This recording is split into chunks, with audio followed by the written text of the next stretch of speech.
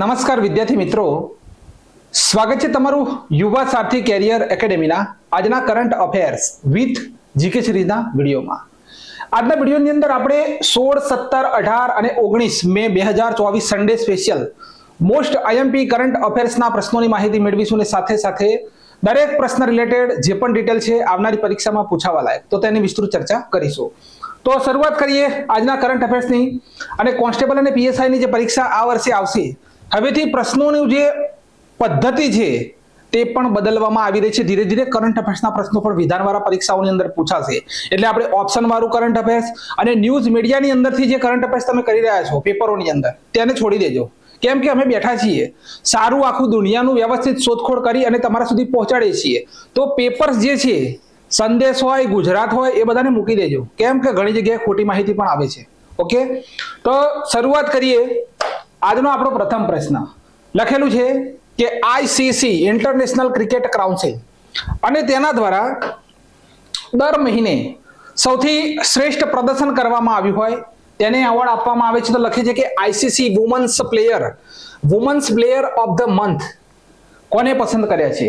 April મહિનો જે આપણો છે તેના પ્લેયર ઓફ ધ મંથ તરીકે કોને પસંદ કરવામાં આવેલા છે? ઓપ્શન નંબર છે કે હેલી મેથ્યુઝ, બીજો નંબર છે માયા બાઉચર, ત્રીજા નંબરે છે એની હન્ટર અને ચોથા નંબરે છે અનાબેલ સટરલેન્ડ. આ ચાર મહિલાઓ મહત્વની છે કેમ કે જાન્યુઆરી, ફેબ્રુઆરી, માર્ચ અને એપ્રિલ ચાર મહિલાઓ છે. આની અંદરથી આપણો ઓપ્શન કયો છે? તો ઓપ્શન નંબર એ આપણો કરેક્ટ આન્સર છે. એપ્રિલ મહિનાના તો ઇન્ટરનેશનલ છે, અહીંયા ઇન્ડિયન થઈ ગયું છે બરોબર, પણ ઇન્ટરનેશનલ ક્રિકેટ કાઉન્સિલ દ્વારા એપ્રિલ મહિનાના women's player of the month તરીકે વેસ્ટ ઇન્ડિઝના ખેલાડી છે જેમનું નામ છે હેલી મેથ્યુઝ, તેમની પસંદગી કરવામાં આવેલી છે. પુરુષની અંદર વાત કરી લઈએ તો પ્લેયર ઓફ ધ મંથ તરીકે યુએઈ ના મોહમ્મદ વસીમની પસંદગી થઈ છે. તો આ 2 પોઈન્ટ ક્લિયર કરો. આપણે 3 મુદ્દા ચેક કરવાના છે. અહીંયા ઇન્ટરનેશનલ ક્રિકેટ કાઉન્સિલ દ્વારા એપ્રિલ મહિનાના women's player of the month Hayley Matthews West ઇન્ડિઝના છે. પુરુષોની અંદર યુએઈ ના મોહમ્મદ વસીમની પસંદગી થઈ છે. હવે અહીંયા છે કે જાન્યુઆરી મહિનાના men's player of the month તરીકે કોની પસંદગી કરવામાં આવેલી છે જાન્યુઆરી મહિનાની અંદર? તો ભાઈ જાન્યુઆરી મહિનાની વાત થાય તો સમર જોસેફ છે. કોણ છે? Summer Joseph. જાન્યુઆરી મહિનાની વાત થાય તો કોણ છે? તો સમર જોસેફ. ક્યાંના છે? સમર જોસેફ ક્યાંના છે? તો વેસ્ટ ઇન્ડિઝ. ક્યાંના છે? વેસ્ટ ઇન્ડિઝના છે સમર જોસેફ. સેકન્ડ નંબરે છે કે જાન્યુઆરી મહિનાના women's player of the month કોણ છે? તો એની હન્ટર છે. કોણ છે? એની હન્ટર, આયર્લેન્ડના. એની હન્ટર છે આયર્લેન્ડના.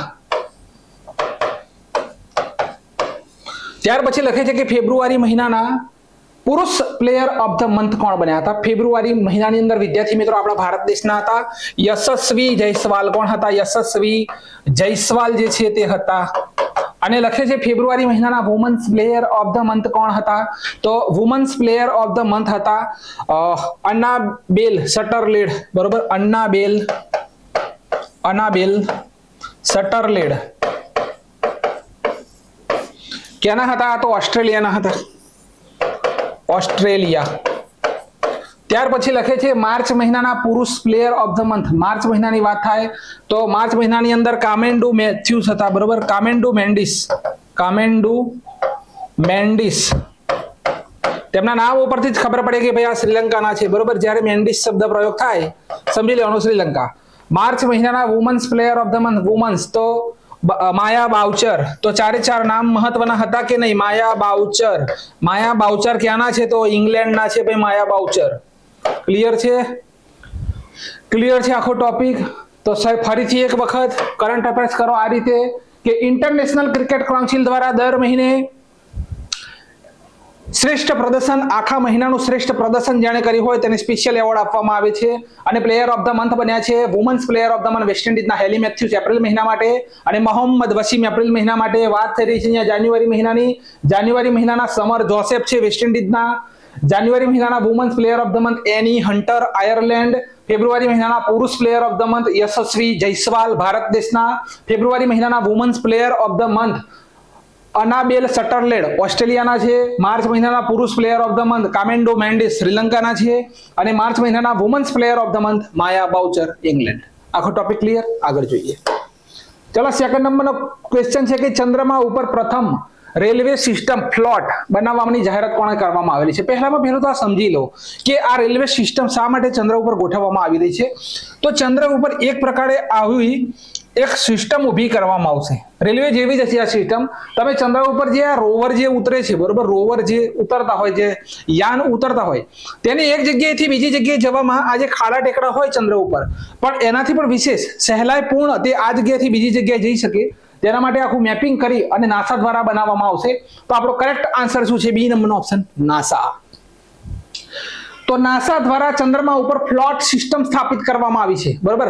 હવે ફ્લોટનું પૂરું નામ લખવાનું છે કે એફ એટલે કે ફ્લેક્સિબલ, એલ એટલે કે લેવિએશન, ઓ એટલે ઓન અ ટ્રેક. તો ફ્લેક્સિબલ લેવિએશન ઓન અ ટ્રેક ફ્લોટનું પૂરું નામ છે. હવે પેલોડને એક જગ્યાએથી બીજી જગ્યાએ લઈ જવા માટે આ રેલવેના પાટાઓનો ઉપયોગ કરવામાં આવશે. 1.61 કિલોમીટર પ્રતિ કલાકની ઝડપ હશે ભાઈ, 1.61 કિલોમીટર પ્રતિ કલાકની ઝડપ હશે આ જે બનાવવામાં આવી રહી છે તેની. અને 100 ટન વજન, કેટલું ભાઈ? 100 ટન વજનને ખેંચી શકશે. ક્લિયર છે આખો મુદ્દો? કોણ કરશે? ફ્લોટ, તો નાસા.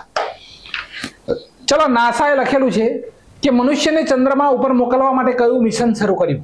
નાસાએ મનુષ્યને ચંદ્રમા ઉપર મોકલવા માટે કયું મિશન શરૂ કર્યું નાસાએ? તો આ નાસા દ્વારા કયું મિશન શરૂ કરવામાં આવેલું છે? તો આર્ટેમિસ મિશન શરૂ કરવામાં આવેલું છે. કયું મિશન? તો ભાઈ આર્ટેમિસ જે મિશન છે તે શરૂ કરવામાં આવેલું છે નાસા દ્વારા. 4 એસ્ટ્રોનોટમાં એક મહિલા છે કે જેઓ ચંદ્ર ઉપર જશે આર્ટેમિસ મિશન અંતર્ગત. અને ચંદ્ર ઉપર જનાર પ્રથમ મહિલા કોણ બનશે? તો ક્રિસ્ટીના કોચ બનશે ભાઈ. કોણ બનશે?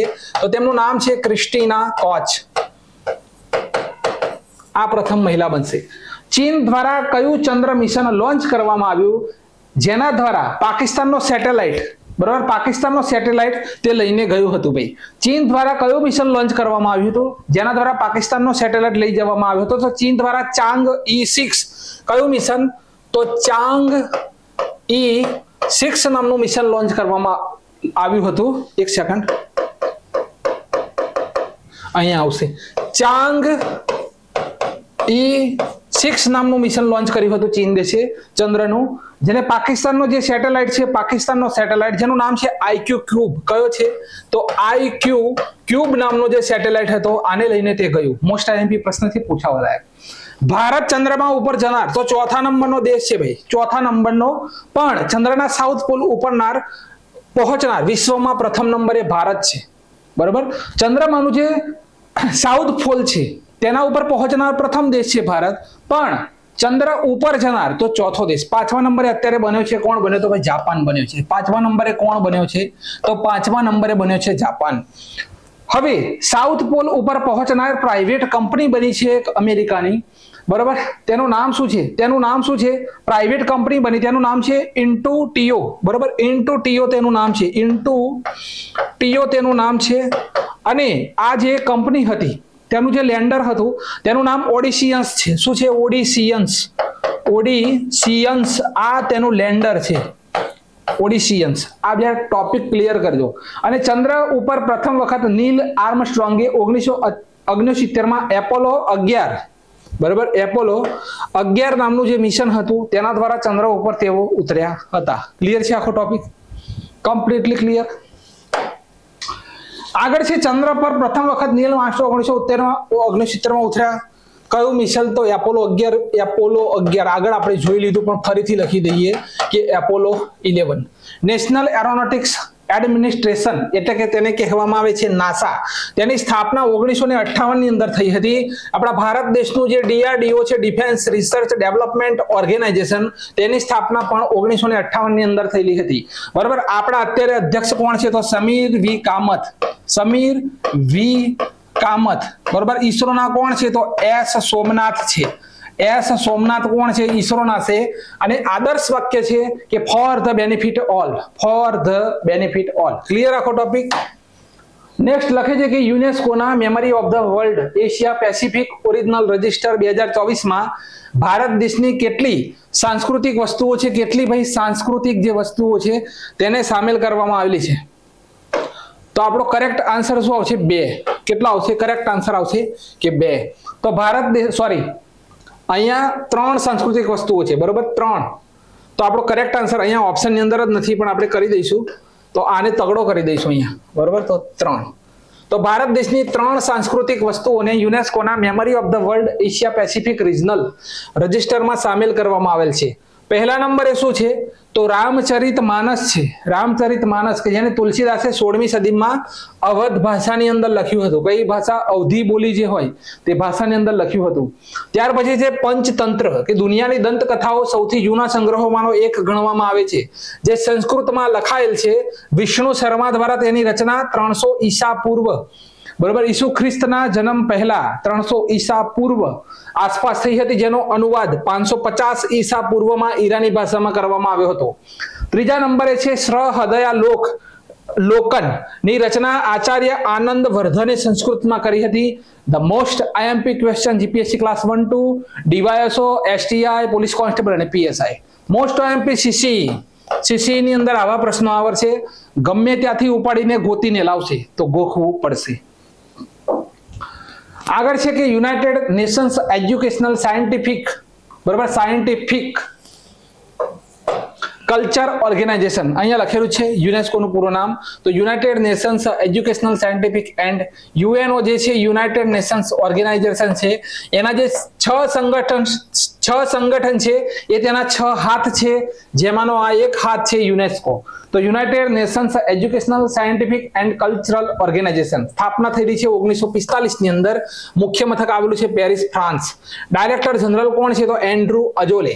ભારત દેશની 42 વર્લ્ડ હેરિટેજ સાઇટને યુનેસ્કો દ્વારા સામેલ કરવામાં આવેલ છે, બરોબર, યુનેસ્કોની અંદર સામેલ કરવામાં આવેલ છે, જેની અંદર 39મી સાઇટ જુઓ તો રામપ્પા મંદિર છે તેલંગાણાનું. ત્યારબાદ 40મી ધોળાવીરા છે ગુજરાત કચ્છની. 41મી કઈ છે? તો શાંતિ નિકેતન પશ્ચિમ બંગાળ. અને 42મી કઈ છે? તો હોયસલા મંદિર કર્ણાટક. હોયસલા જૂથ જે છે હોયસલા મંદિર કર્ણાટકને સામેલ કરવામાં આવેલ છે. ચલો વાત થઈ રહી છે ભારત દેશની સૌથી મોટી કૌશલ પ્રતિયોગિતા ઇન્ડિયા સ્કિલ્સ 2024 નું ઉદ્ઘાટન ક્યાં થયું? તો આ અહીંયા લખેલું છે ઇન્ડિયા સ્કિલ્સ નવી દિલ્હીની અંદર. તો ભારત દેશની સૌથી મોટી કૌશલ પ્રતિયોગિતા ઇન્ડિયા સ્કિલ્સ 2024 નું ઉદ્ઘાટન ધર્મેન્દ્ર પ્રધાન, શિક્ષણ મંત્રી શ્રી ધર્મેન્દ્ર પ્રધાન દ્વારા નવી દિલ્હીમાં કરવામાં આવ્યું. કઈ જગ્યાએ? નવી દિલ્હીમાં. દર 2 વર્ષે આ પ્રતિયોગિતા આયોજિત થાય છે. 61 કૌશલ પ્રતિયોગિતા, જેમાં 47 નવી દિલ્હીમાં આયોજિત કરવામાં આવી અને 14 જે પ્રતિયોગિતા છે તે કર્ણાટકના, હરિયાણામાં, ઉત્તર પ્રદેશમાં અને ગુજરાતમાં આયોજિત થશે. લાસ્ટ વર્લ્ડ સ્કિલ્સ પ્રતિયોગિતા 2024 લિયોન, ફ્રાન્સમાં આયોજિત થશે. આ નેશનલ છે, નેશનલ. વર્લ્ડની ક્યાં આયોજિત થશે? તો વર્લ્ડ સ્કિલ્સ પ્રતિયોગિતા 2024 લિયોન, ફ્રાન્સની અંદર આયોજિત થશે. તો ભારત દેશની સૌથી મોટી કૌશલ પ્રતિયોગિતા ઇન્ડિયા સ્કિલ્સ 2024 નું ઉદ્ઘાટન ક્યાં થયું? તો નવી દિલ્હી. કોણે કર્યું? શિક્ષણ મંત્રી ધર્મેન્દ્ર પ્રધાન. હવે આ ભારત દેશના 25મા નંબરના ગ્રાન્ડ માસ્ટર કોણ બન્યા? સૌથી વધુ ગ્રાન્ડ માસ્ટર કોની પાસે છે? તો અહીંયા અત્યારે તમિલનાડુ બન્યા છે. તો સૌથી વધુ ગ્રાન્ડ માસ્ટર પણ તમિલનાડુ પાસે છે, બરાબર. સૌથી વધુ ગ્રાન્ડ માસ્ટર તમિલનાડુ પાસે છે. અત્યારે જે ભાઈની વાત થઈ રહી છે તેમનું નામ છે પી શ્યામ નિખિલ. શું નામ છે? 85મા ગ્રાન્ડ માસ્ટર બન્યા પી શ્યામ નિખિલ. તો તમિલનાડુના પી શ્યામ નિખિલ ભારત દેશના 85 નંબરના ગ્રાન્ડ માસ્ટર બન્યા.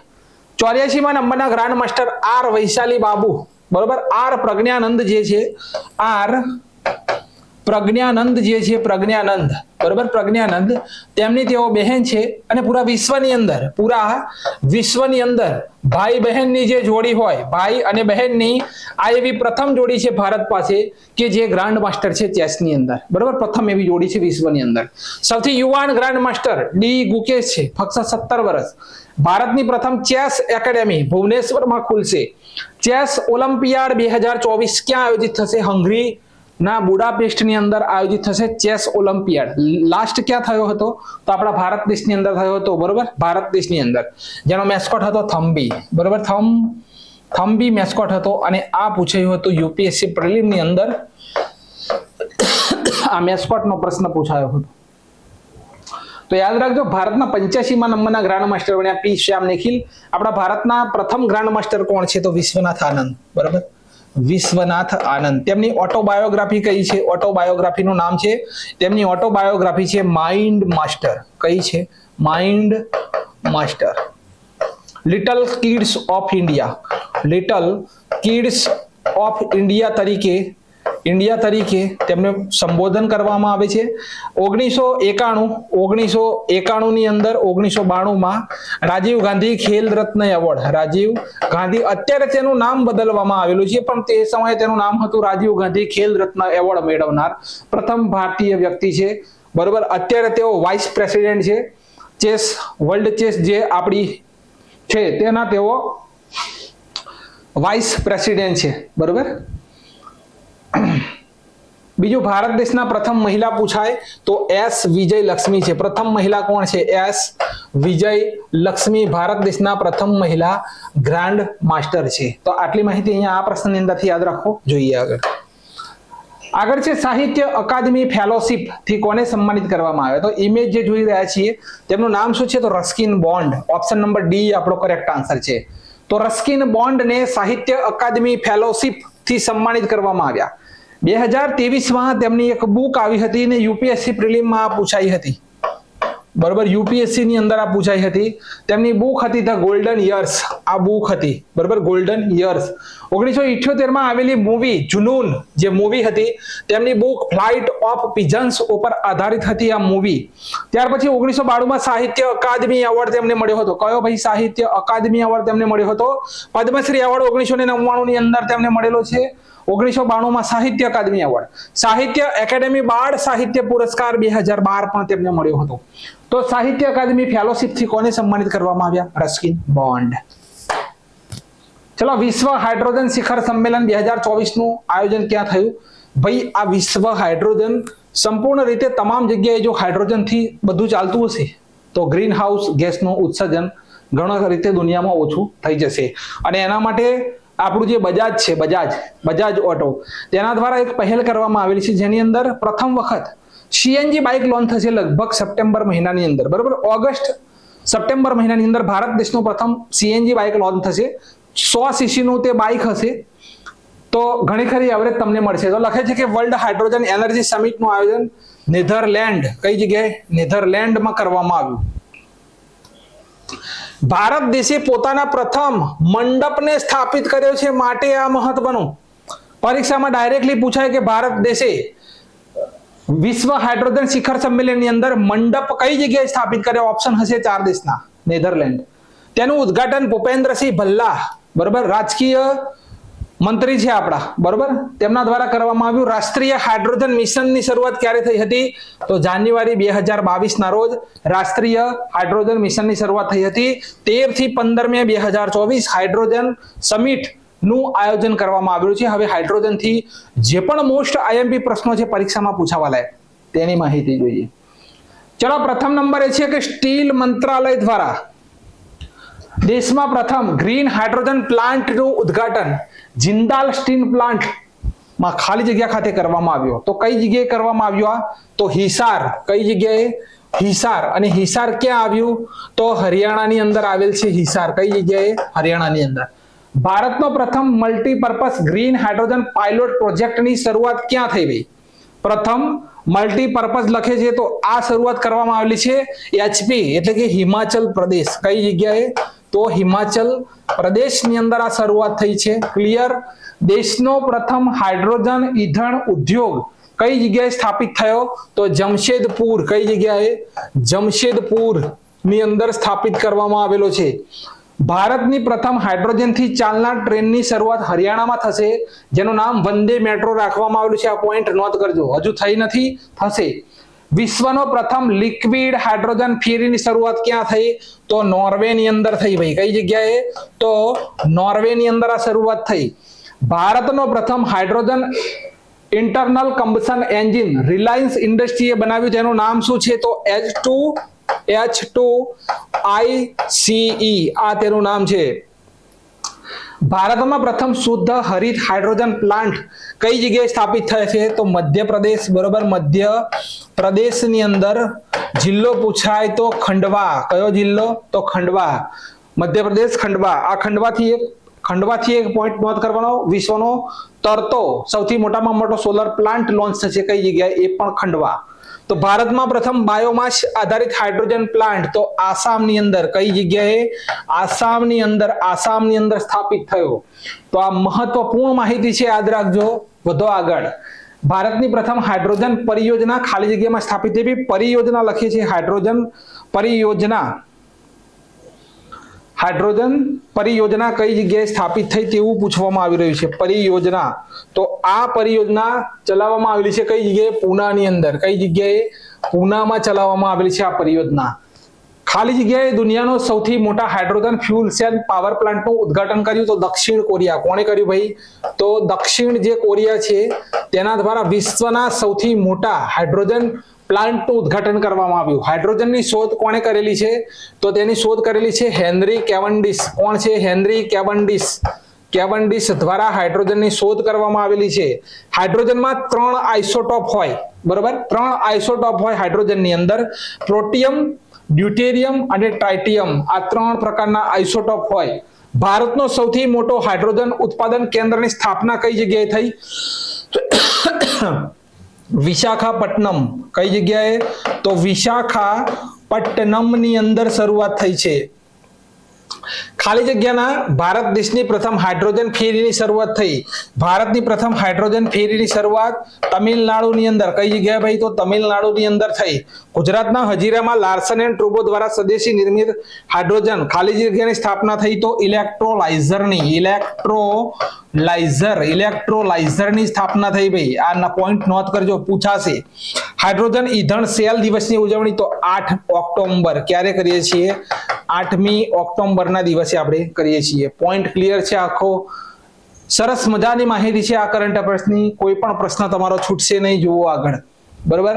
આ 44 ડિગ્રીની અંદર આ બ્લેઝર પહેરી અને તમારી સમક્ષ હું આ વિડીયો બોલી રહ્યો છું. લાઈક કરો, કોમેન્ટ કરો. લખેલું છે એશિયન ટ્રેમ્પોલિન જિમ્નાસ્ટિક ચેમ્પિયનશિપમાં મેડલ જીતનાર પ્રથમ ભારતીય મહિલા કોણ બન્યા છે? તો તેમનું નામ છે શ્રુતિખંડ ગલે. શું નામ છે? શ્રુતિખંડા ગલે. ક્લિયર? તો પ્રથમ ભારતીય મહિલા બન્યા છે. આયોજન હોંગકોંગમાં થયો. શ્રુતિખંડા ગલે એશિયન ટ્રેમ્પોલિન જિમ્નાસ્ટિક્સમાં સિલ્વર મેડલ જીતનાર પ્રથમ ભારતીય મહિલા બન્યા છે. ક્લિયર છે આખો મુદ્દો? આ કેન્સલ કરજો, બીજી સ્લાઇડનું અહીંયા આવી ગયું છે. આગળ લખે છે કે સંયુક્ત રાષ્ટ્રની વિશ્વ વન્યજીવ અપરાધ રિપોર્ટ 2015 થી 2022 સુધીમાં સૌથી વધુ વ્યાપારિક વન્યજીવ પ્રજાતિ કઈ છે ભાઈ? સૌથી વધુ એવી કઈ પ્રજાતિઓ છે કે જેનો સૌથી વધુ વેપાર થયો છે? સૌથી વધુ વેપાર. તો આ પ્રજાતિ અહીંયા જુઓ તમે, કઈ કઈ છે? તો એક તો છે ગેંડો, એ પણ ગણાય. પેંગોલિન પણ છે, હાથી પણ છે, જીરાફ નથી, જીરાફને ચોકડી મારો. તો વિશ્વમાં સૌથી વધુ વ્યાપારિક વન્યજીવ ગેંડો છે. સૌથી વધુ પૂછાય ને, સૌથી વધુ ડાયરેક્ટ પૂછી લે ને તો આપણો કરેક્ટ આન્સર આવશે ગેંડો, બરોબર? ગેંડા માટે ભાઈ બોન્ડ કોણ રજૂ કરે છે? તો WB દ્વારા હંમેશા બોન્ડ રજૂ કરવામાં આવે છે, વિશ્વ બેંક દ્વારા. વિશ્વમાં સૌથી વધુ વ્યાપારિક વન્યજીવ કયું છે? ગેંડો. ભાઈ પર્યાવરણ કરવું પડશે કરંટ અફેર્સ, કેમ કે સિલેબસની અંદર તમામ જગ્યાએ મૂકેલું છે. ઓકે, બીજા નંબરે કઈ છે ભાઈ? પેંગોલિન. તો બીજા નંબરે અહીંયા પેંગોલિન છે, આ પેંગોલિન છે. ત્રીજા નંબરે હાથીનો સૌથી વ્યાપાર થઈ રહ્યો છે. હાથીનો શેના માટે? તો એના દાંત માટે, બરોબર? દાંત, કેમ કે તેની દાંતની જે બંગડીઓ બને છે, ઘણું બધું બને છે જે બહુ મોંઘું હોય છે. તો ત્રીજો હાથી. અને વૃક્ષની અંદર પૂછાય તો દેવદારનું વૃક્ષ, આ તમે ઇમેજમાં જોઈ શકો છો, આ દેવદારનું વૃક્ષ છે જેનો વિશ્વની અંદર સૌથી વધુ વ્યાપાર થઈ રહ્યો છે. આ રિપોર્ટ કોની છે? તો સંયુક્ત રાષ્ટ્રની રિપોર્ટ છે, યુએનઓ ની, બરોબર? આ રિપોર્ટ કોની છે? યુએનઓ ની આ રિપોર્ટ છે. ક્લિયર? હવે જો આ મોસ્ટ આઈએમપી કન્ફ્યુઝન પોઈન્ટ આ વર્ષે જે પરીક્ષા લેવાય તેની અંદર ઘણા ખરા લોકોએ ખોટું ટીક કર્યું હતું. કઈ રીતે હું તમને સમજાવું. લખેલું છે કે હાલમાં ચર્ચામાં રહેલો પેંચ ટાઈગર રિઝર્વ કયો છે? પેંચ ટાઈગર રિઝર્વ કયા રાજ્યમાં સ્થિત છે? ઓપ્શન છે છત્તીસગઢ, મહારાષ્ટ્ર, ઓડિશા અને તેલંગાણા. આ ઓપ્શનની અંદર મધ્યપ્રદેશ નથી લખેલો, બરોબર? મધ્યપ્રદેશની અંદર પણ પેંચ ટાઈગર રિઝર્વ છે, તેની બોર્ડર છે અંદર. તો આપણો કરેક્ટ આન્સર આવશે મહારાષ્ટ્ર. સમજો આખો મુદ્દો. તો પેંચ ટાઈગર રિઝર્વ મહારાષ્ટ્રની અંદર આવેલ છે ભાઈ. કઈ જગ્યાએ આવેલ છે? તો મહારાષ્ટ્રની અંદર. હવે મધ્યપ્રદેશના દક્ષિણમાં અને મહારાષ્ટ્રના ઉત્તરમાં પેંચ ટાઈગર રિઝર્વ ફેલાયેલ છે. ઓપ્શન જે હોય એ આપણે ટીક કરવાનું. આવા કન્ફ્યુઝન પોઈન્ટ કોઈ નથી કહેતું, બરોબર, અને વિદ્યાર્થીઓનો એક માર્ક્સ જતો રહે છે. પરીક્ષાની અંદર ઓપ્શન જે આપ્યો હોય એ ટીક કરવાનો. લખેલું શું છે કે મધ્યપ્રદેશના દક્ષિણમાં અને મહારાષ્ટ્રના ઉત્તરમાં પેંચ ટાઈગર રિઝર્વ આવેલ છે, એટલે બંને રાજ્યની અંદર આવેલ છે. ઓપ્શન જે પરીક્ષામાં હોય એને ટીક કરો આપણે, બરોબર. આગળ 2 રાજ્યની સરહદમાં ફેલાયેલ છે. ક્લિયર? મધ્યપ્રદેશમાં તેને ઇન્દિરા પ્રિયદર્શિની ટાઈગર રિઝર્વ કહેવામાં આવે છે અને મહારાષ્ટ્રમાં પેંચ ટાઈગર રિઝર્વ. મહારાષ્ટ્રના આ ટાઈગર રિઝર્વમાં પ્રથમ વખત લેપર્ડ કેટ જોવામાં આવી છે. ભાઈ આ પ્રથમ વખત ભારત દેશની અંદર આ લેપર્ડ કેટ જોવામાં આવેલી છે. ભાઈ વાઘ જેવી, બરોબર. કોઈના ઘરમાં ઘૂસી જાય તો બી જઈએ કે ઓહો આ તો વાઘ આવી ગયો. ભાઈ શું કહેવાય? ઓહો આ તો વાઘ આવી ગયો. આ લેપર્ડ કેટ ભારતમાં પ્રથમ વખત જોવામાં આવેલી છે. આ જંગલી બિલાડી દક્ષિણ પૂર્વ અને પૂર્વ એશિયામાં રહેવાવાળી નાની બિલાડી છે. 2002માં તેને international union conservation nature red data બુકની અંદર સામેલ કરવામાં આવેલ છે. આ દુર્લભ પ્રજાતિ જે છે તે ભારત દેશની અંદર જોવામાં આવેલી છે. મોસ્ટ આઈએમપી પ્રશ્ન પરીક્ષામાં 100% છપાય તેવો. ચલો, ઇન્ડિયન એરફોર્સ, બરોબર, ઇન્ડિયન એરફોર્સ દ્વારા હવામાં ઉડવાવાળા હોસ્પિટલનું સફળ પરીક્ષણ કર્યું. હોસ્પિટલનું નામ જણાવો. હવે ઘણા ખરાને થતું છે ભાઈ કે આ ઇન્ડિયન એરફોર્સ શું કરી રહી છે? હવામાં હોસ્પિટલ ઉડાડશે તો આપણા શા કામની? હવાની અંદર આ હોસ્પિટલને ઉડાડશે તો આપણા શા કામની? ભાઈ કારગિલ જેવા યુદ્ધ થાય ભવિષ્યની અંદર.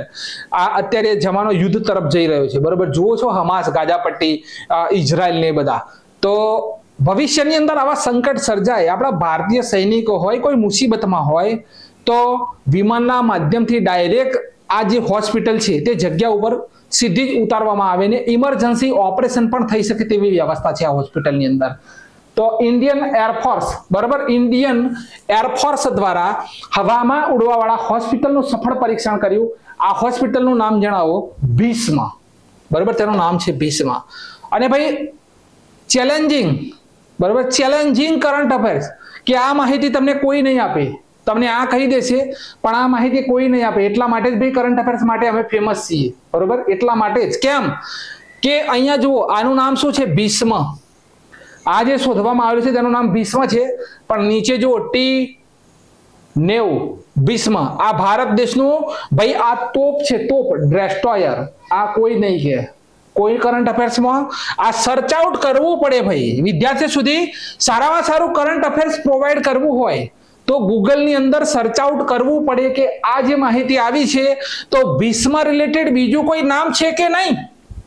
ભીષ્મ રિલેટેડ બીજું કોઈ નામ છે કે નહીં? આ સર્ચ આઉટ કરવું પડે ને. મેં સર્ચ આઉટ કર્યું તો મને આ મળ્યું કે ભાઈ આ છે, બરોબર.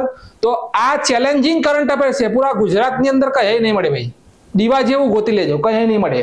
તો જુઓ, અત્યારે જે શોધ કરવામાં આવી છે તેનું નામ છે ભીષ્મ. આ હોસ્પિટલ છે, પણ પરીક્ષામાં એવું પૂછાશે કે જુઓ અહીંયા આ ક્લિયર કરજો મુદ્દો. આ લખેલું છે T-90 ભીષ્મ. આ ભારત દેશની તોપ છે અને જેનું નામ છે T-90 ભીષ્મ. આ એક ડેસ્ટ્રોયર છે, બરોબર, ડેસ્ટ્રોયર. અને બીજી એક તોપ છે જેનું નામ છે, નવી લોન્ચ કરવામાં આવેલી છે, જેનું નામ છે જોરાવર.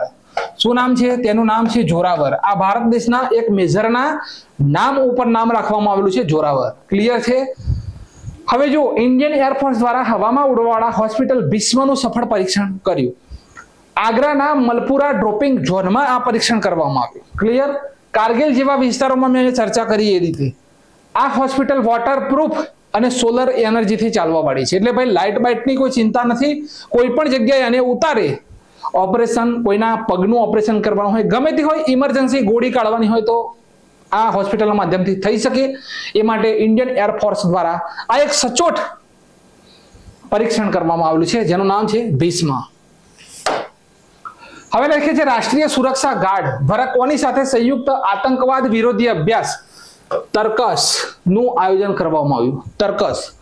તો અહીંયા આપણો કરેક્ટ આન્સર શું આવશે? તો સંયુક્ત એક્સરસાઇઝ કરવામાં આવી છે ભારત અને અમેરિકા સાથે. કોની સાથે?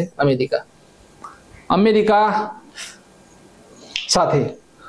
હવે NSG એટલે કે નેશનલ સિક્યોરિટી ગાર્ડ અને USA સ્પેશિયલ ઓપરેશન ફોર્સ ની વચ્ચે આતંકવાદ વિરોધી આ અભ્યાસ હતો.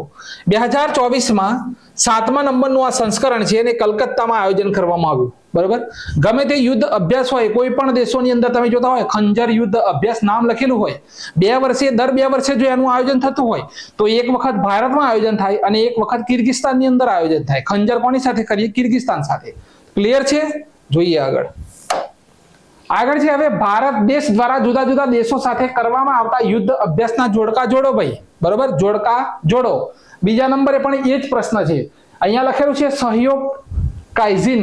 કોની સાથે કરીએ છીએ? સહયોગ કાઝિન તો જાપાન સાથે. બરોબર, સહયોગ કાઝિન તો જાપાન સાથે. અયુથ્યા આ નવો આવ્યો યુદ્ધ અભ્યાસ, તે કરીએ છીએ યુએઈ સાથે.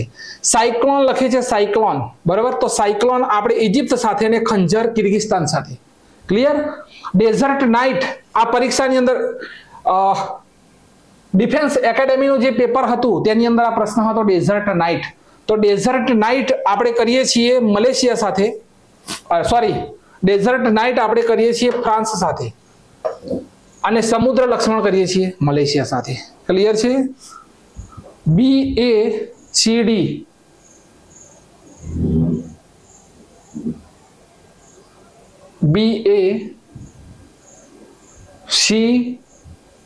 ઓપ્શન નંબર C આવશે કરેક્ટ આન્સર. AB બરોબર, સહયોગ કાઝિન. અહીંયા ભૂલ છે. અહીંયા આ સહયોગ કાઝિન તો યુએઈ જ આવશે અને અયુથ્યા આવશે જાપાન સાથે. બરોબર, અયુથ્યા આવશે જાપાન સાથે. હવે જુઓ બીજા ઓપ્શન થી બદલાશે. સાયક્લોન લખેલું છે તો સાયક્લોન આવશે ઇજિપ્ત સાથે અને ખંજર આવશે કિર્ગિસ્તાન સાથે. ડેઝર્ટ નાઇટ લખ્યું છે, ડેઝર્ટ નાઇટ 5મા નંબરે 1 2 3 4 અને 5 તો તે ઈ સાથે જ આવશે ફ્રાન્સ સાથે અને સમુદ્ર લક્ષ્મણ આવશે મલેશિયા સાથે. ઓપ્શન નંબર C આપણો કરેક્ટ આન્સર છે. ઓપ્શન નંબર C આપણો કરેક્ટ આન્સર છે. હવે આપેલ જોડકા યોગ્ય રીતે જોડો. દોસ્તી લખ્યું છે, દોસ્તી કોની સાથે કરીએ છીએ આપણે? અહીંયા આપણો કરેક્ટ આન્સર આવશે B. બરોબર, કરેક્ટ આન્સર છે B. દોસ્તી કરીએ છીએ માલદીવ સાથે ને સી ડિફેન્ડર એટલે અમેરિકા સાથે. સી ડિફેન્ડર અમેરિકા સાથે. હવે લમિતીએ, બરાબર, લમિતીએ તો લમિતીએ આપણે કોની સાથે કરીએ છીએ? સેશેલ્સ સાથે અને ધર્મા ગાર્જિયન જાપાન સાથે. બરોબર, ધર્મા ગાર્જિયન ને બીજું એક છે, એક વીર ગાર્જિયન છે. બરોબર, વીર ગાર્જિયન પણ આપણે કોની સાથે કરીએ છીએ? જાપાન સાથે. ક્લિયર? ડસ્ટ લીક લખે છે તો ડસ્ટ લીક આપણે ઉઝબેકિસ્તાન સાથે અને તર્કસ અમેરિકા સાથે. ક્લિયર આખો મુદ્દો? બી નંબરનો ઓપ્શન આપણો કરેક્ટ આન્સર છે. આ સ્ક્રીનશોટ લઈ લો, શાંતિથી વાંચી લેજો. આવા પ્રશ્નો પણ કદાચ પૂછાય તો પણ મારા વિદ્યાર્થી પાછા પડવા જોઈએ નહીં. આગળ છે સુપ્રીમ કોર્ટ બાર એસોસિએશન ના નવા અધ્યક્ષ કોણ બન્યા? તો આપણો કરેક્ટ આન્સર છે કપિલ સિબ્બલ. શું છે? કપિલ સિબ્બલ. તો કપિલ સિબ્બલ સુપ્રીમ કોર્ટ બાર એસોસિએશનના અધ્યક્ષ બન્યા. 1995 અને 97 તેમજ 2001માં તેઓ સુપ્રીમ કોર્ટ બાર એસોસિએશનના અધ્યક્ષ હતા. આ ચોથી વખત બન્યા છે. દિલીપ સાંગાણીની વાત કરો ભાઈ, ઇફકો, બરોબર, ઇફકોના તેઓ અધ્યક્ષ બન્યા.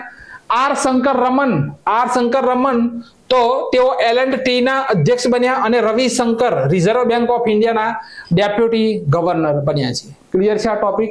હવે જુઓ, બંધારણના અનુચ્છેદ નંબર 124 થી 147 ભાગ 5 ની અંદર ઉલ્લેખ છે. બરોબર, મુખ્ય ન્યાયાધીશ કોણ છે? ડીવાય ચંદ્રચૂડ, 50મા નંબરના. કયા નંબર? 50મા નંબરના. પ્રથમ ચીફ જસ્ટિસ કોણ હતા? તો હીરાલાલ કણિયા હતા. સુપ્રીમ કોર્ટના પ્રથમ મહિલા જજ ફાતિમા બીબી. બરોબર, ફાતિમા કોણ છે ભાઈ પ્રથમ? તો ફાતિમા બીબી. સુપ્રીમ કોર્ટે સુસ્વાગતમ પોર્ટલ લોન્ચ કર્યું. સુપરફાસ્ટર અને સુવાસ આ 3 નામના પોર્ટલ લોન્ચ કર્યા છે સુપ્રીમ કોર્ટે. સુપ્રીમ કોર્ટે અનુચ્છેદ નંબર 32 અંતર્ગત રીટ જાહેર કરે છે ભાઈ.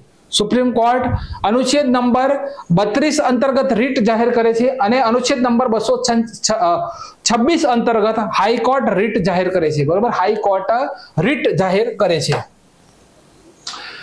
નીરજ ચોપડાએ નીચેનામાંથી કયા કપમાં 2024માં ગોલ્ડ મેડલ જીતી લીધો ભાઈ? બરોબર, ગોલ્ડ મેડલ. તો આપણો કરેક્ટ આન્સર શું આવશે? Federation cup. બરોબર, ફેડરેશન કપ. નીરજ ચોપડાએ ફેડરેશન કપ 2024માં ગોલ્ડ મેડલ જીત્યો. તેમણે પોતાનો સર્વશ્રેષ્ઠ ભાલો કેટલા મીટરનો ફેંકેલો છે? થ્રો કેટલા મીટર? તો 89.94 મીટર છે. 30 જૂન 2022 સ્ટોકહોમ ડાયમંડ લીગમાં ફેંક્યો હતો. ઓલિમ્પિકમાં ગોલ્ડ મેડલ જીતનાર પ્રથમ ભારતીય એથ્લીટ છે ભાઈ 7 ઓગસ્ટે તેઓ જીત્યા હતા ગોલ્ડ મેડલ માટે. 7 ઓગસ્ટે આપણે ભાલા ફેંક દિવસ ઉજવીએ છીએ. એશિયન ગેમ્સ 2023 માં તેમણે ગોલ્ડ મેડલ જીત્યો હતો. પદ્મશ્રી 2022, મેજર ધ્યાનચંદ એવોર્ડ 2021 અને અર્જુન એવોર્ડ 2018. નીરજ ચોપડા. ક્લિયર છે? જો આગળ છે કે PSU એવોર્ડ થી સન્માનિત કોને સન્માનિત કરવામાં આવ્યા? એવોર્ડ થી કોને સન્માનિત કરવામાં આવ્યા? તો હેમંત ખત્રી છે ભાઈ, હેમંત ખત્રી. તો હેમંત ખત્રીને પબ્લિક સેક્ટર અંડરટેકિંગ એવોર્ડ થી સન્માનિત કરવામાં આવ્યા. PSU public sector undertaking award થી સન્માનિત કરવામાં આવ્યા. તેઓ હિન્દુસ્તાન શિપયાર્ડ લિમિટેડના ચીફ મેનેજર ડાયરેક્ટર છે. બરોબર, કોણ છે? તો હિન્દુસ્તાન શિપયાર્ડ લિમિટેડ જે છે તેના ચીફ મેનેજિંગ ડાયરેક્ટર છે. ચલો, નીચે આપવામાં આવેલ 2024 ના એવોર્ડના મહત્વપૂર્ણ જોડકા જોડો. બરોબર, એવોર્ડના મહત્વપૂર્ણ જોડકા જોડો. તો આ ગોલ્ડ મેન પર્યાવરણ એવોર્ડ કોને મળ્યો? તો ભાઈ કોને મળ્યો છે 2024 માં? આલોક શુક્લાને મળ્યો. બીજા નંબરે છે વિહિટલી ગોલ્ડ એવોર્ડ કોને મળ્યો? તો વિહિટલી ગોલ્ડ મળ્યો છે ભાઈ પૂર્ણિમા દેવી બર્મનને. એબલ એવોર્ડ કોને મળ્યો? તો એબલ લખે છે. બરોબર, એબલ. તો એબલ AB ને C ત્રીજા નંબરે.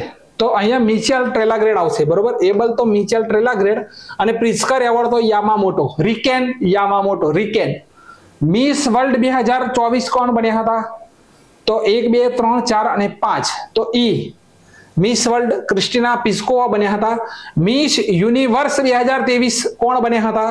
તો સેલેસ પલાસિયો બન્યા હતા. વ્યાસ સન્માન કોને મળ્યું 2024 માં? તો આપણો કરેક્ટ આન્સર આવશે પુષ્પા ભારતી આવશે. બરોબર, પુષ્પા ભારતી. અને સરસ્વતી સન્માન મળ્યું છે પ્રભા વર્માને યાદે માટે. શેના માટે ભાઈ? તો યાદે.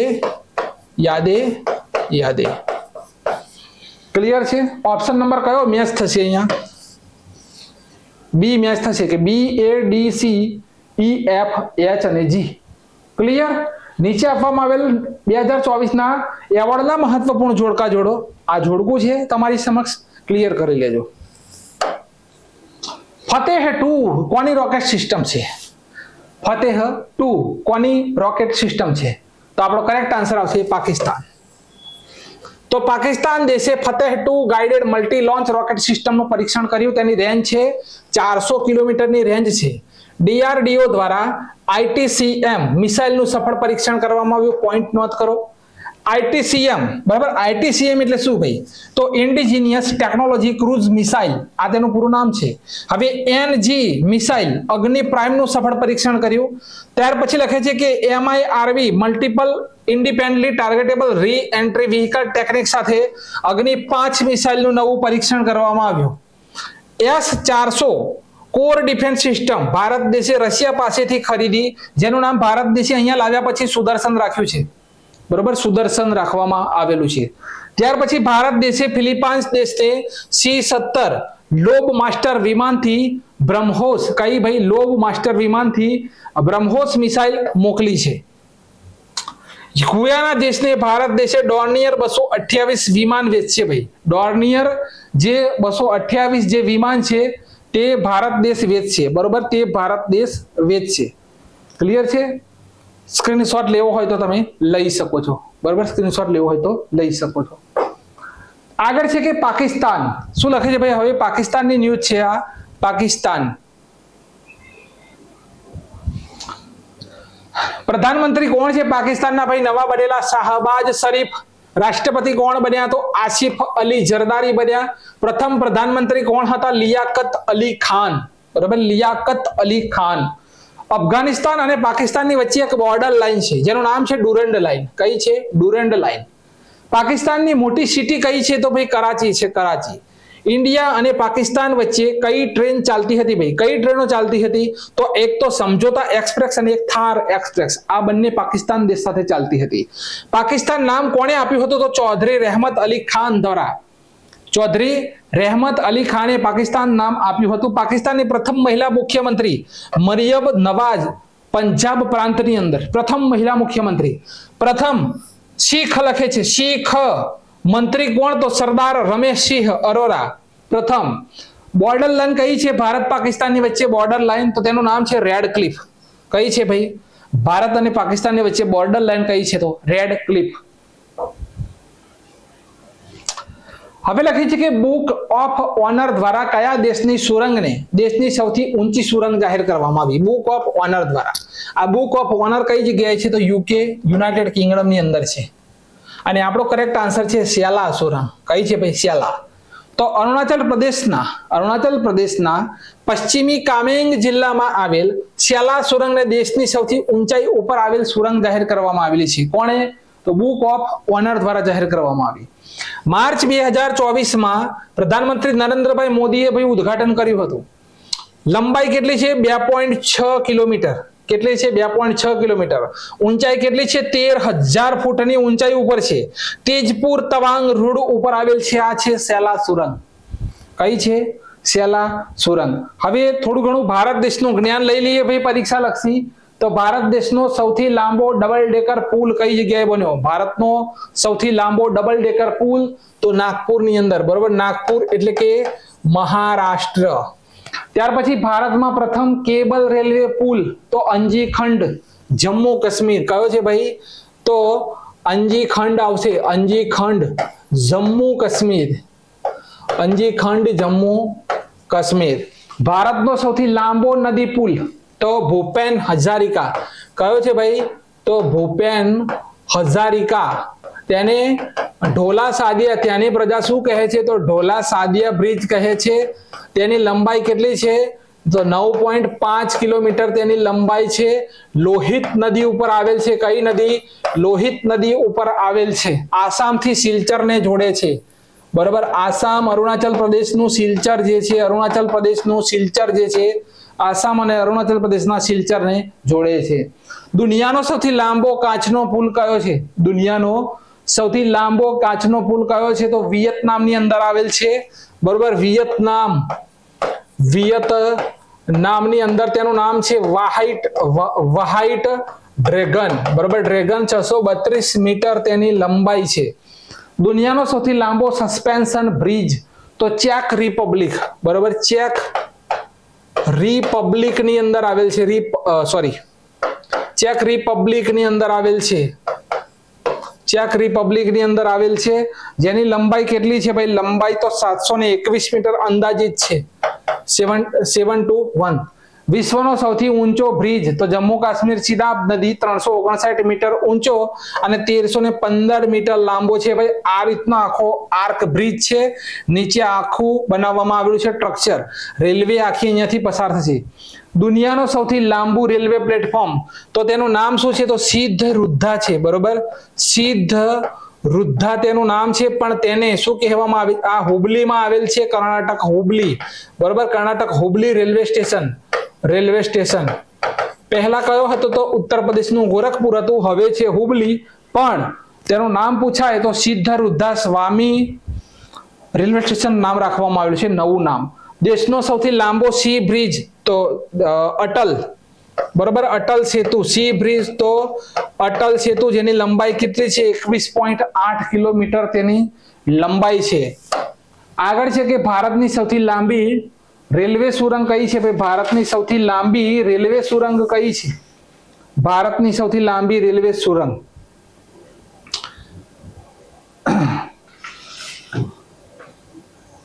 તો T50 છે. કઈ છે? T50. આ બંને મેં તમારા કોમેન્ટ બોક્સ માટે લગભગ કોમેન્ટ બોક્સ સાથે રવા દીધા હતા. અહીંયા રેલવે લખેલું છે.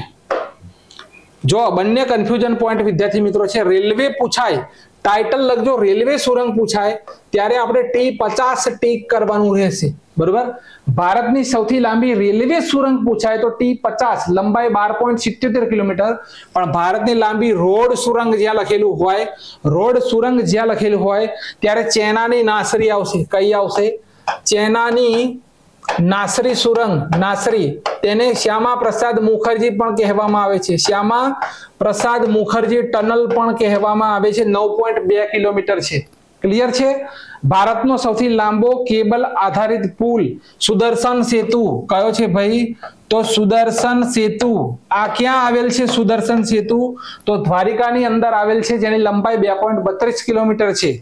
ધનુષ આકારનો ભારત દેશનો પ્રથમ ગ્લાસ સ્કાય વોકપુલ કઈ જગ્યાએ આવેલ છે? તો ચિત્રકૂટ આવેલ છે. બરોબર, ચિત્રકૂટ, ચિત્રકૂટમાં આવેલ છે. ચિત્રકૂટમાં, ચિત્રકૂટ એટલે કે યુપી. ચિત્રકૂટમાં સબરી ધોધ ઉપર આવેલ છે ભાઈ. સબરી ધોધ ઉપર આવેલ છે. ભારત દેશનો પ્રથમ છે ધનુષ આકારનો ભારત દેશનો પ્રથમ ગ્લાસ સ્કાય વોકપુલ, તો ચિત્રકૂટ સબરી ધોધ ઉપર આવેલ છે. ક્લિયર છે? આગળ છે આંતરરાષ્ટ્રીય પ્રકાશ. શું લખે છે કે આંતરરાષ્ટ્રીય પ્રકાશ દિવસ ક્યારે ઉજવાયો?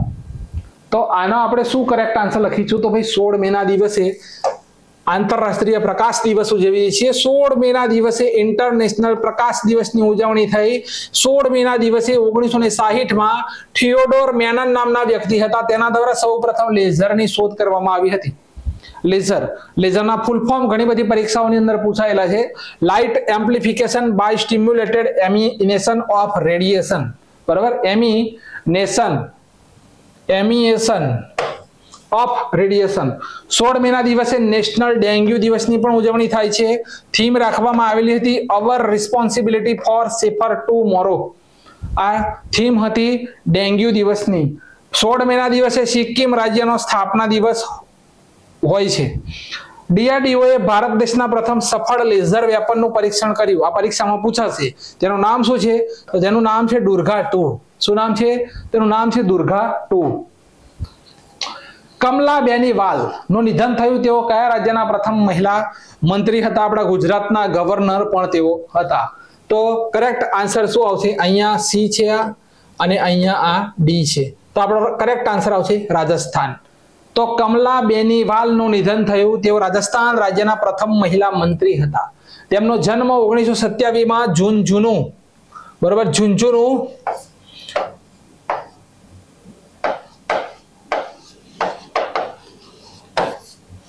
જિલ્લાના ઘોરીર ગામમાં થયો હતો. ઘોરીર ગામમાં. ગુજરાત, મિઝોરમ, ત્રિપુરાના તેઓ રાજ્યપાલ રહી ચૂક્યા છે. રાજસ્થાન રાજ્યમાં પ્રથમ મહિલા મંત્રી બન્યા હતા.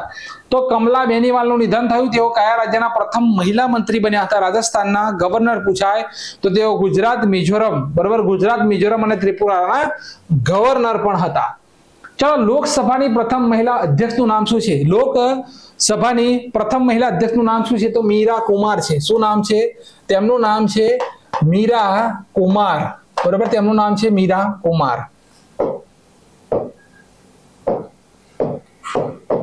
ચલો, ભારતની પ્રથમ મહિલા રાજ્યપાલ, તો ભાઈ કોઈ પણ રાજ્યની અંદર સરોજિની નાયડુ. તેનું નામ શું છે? તો સરોજિની, બરોબર, સરોજિની નાયડુ તેમનું નામ છે. એક સેકન્ડ.